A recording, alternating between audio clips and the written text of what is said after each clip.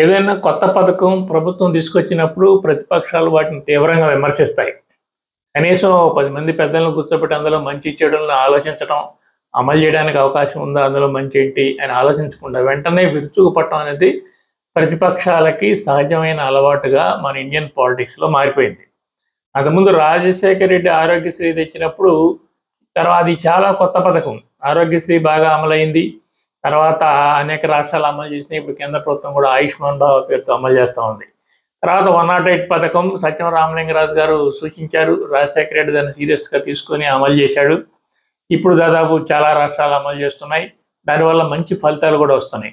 అదేవిధంగా మహిళలకు 1500 రూపాయలు ఇచ్చారు జగన్మోహన్ రెడ్డి తన గవర్నమెంట్లో. చాలా రాష్ట్రాలు ఇప్పుడు దాదాపు 8 రాష్ట్రాలు మహిళలకు 1500 రూపాయలు అమలు చేస్తున్నారు. ఇప్పుడు ఢిల్లీ అసెంబ్లీ ఎలక్షన్లో కూడా ఇవి బాగా ప్రధాన పాత్ర వహించినాయి. ఇలా కొత్త పథకం ఏదొచ్చినప్పటికీ కూడా అందులో మంచి ఉందా, చెడు ఉందా, ఫేస్బుల్లా కాదా అని ఆలోచించకుండా ప్రతిపక్షాలు విరుచుకుపట్టడం, దాన్ని ఎగతాళి చేయడం అనేది సహజంగా జరుగుతూ ఉంది. మన ఆంధ్రప్రదేశ్లో కూడా అలాగే జరిగింది. జగన్మోహన్ రెడ్డి 3 రాజధానుల ప్రస్తావన తీసుకొచ్చేసేవరకే అమరావతి మీద విపరీతంగా ప్రేమ పెంచుకున్న చంద్రబాబు నాయుడు దాన్ని విపరీతంగా ఎగతాళి చేశారు. తెలుగు మీడియా అది అసలు చాలా ఒక తొగ్లక్ వ్యవహారంగా చిత్రీకరించి జగన్మోహన్ రెడ్డిని సైకో అని, తొగ్లక్ అని రకరకాల పేర్లతో రకరకాలుగా ప్రొజెక్ట్ చేసుకొచ్చారు.